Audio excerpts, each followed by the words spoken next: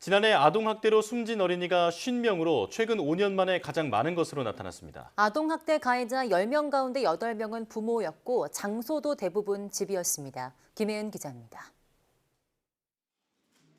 지난 2월 온몸에 멍이 가득한 채 숨진 12살 이시우 군. 조사 결과 의붓 어머니에게 1년에 걸쳐 학대받았던 것으로 드러났습니다. 이 군처럼 아동학대를 받아 숨진 아동은 지난해 50명에 달했습니다. 2019년 이후 40명대 초반이었는데 더 늘어난 겁니다. 세상에 나온 지 얼마 되지 않아 방임이나 괴롭힘을 당해 숨진 영유아가 30명으로 가장 많았습니다. 신체적인 학대를 당하다가 숨진 아이들이 17명, 부모의 극단적인 선택으로 희생된 아이들도 14명에 달했습니다. 아동학대 신고도 증가세입니다. 지난해에는 4만 6천여 건 신고가 접수됐습니다.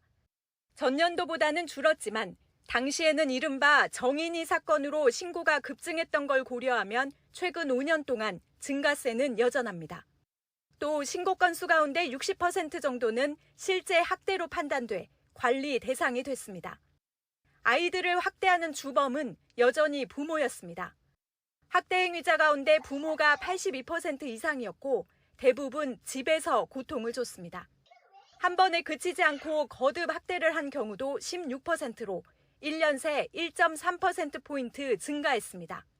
학대 가정의 경우 유심히 관리하기 때문인데 감시망을 더 강화해야 할 것으로 보입니다. 가정의 기능 회복이 무엇보다 중요하거든요. 그래서 그 부모에 대해서 상담을 하고 양육 기술을 가르쳐드리고 또 그 가정이 어떤 역할을 잘 이제 수행하면서 각자의 역할을 해야 되는지. 학대 아동을 부모에게서 분리한 사례는 전체의 10% 정도인데 지난해 3월부터 시행된 즉각 분리 조치도 1,100건이 넘었습니다. 복지부는 아동학대 신고 의무자 범위를 확대하고 위기 지표를 활용해 아동의 안전을 확인하는 등 대책 마련에 속도를 낼 계획입니다. YTN 김혜은입니다.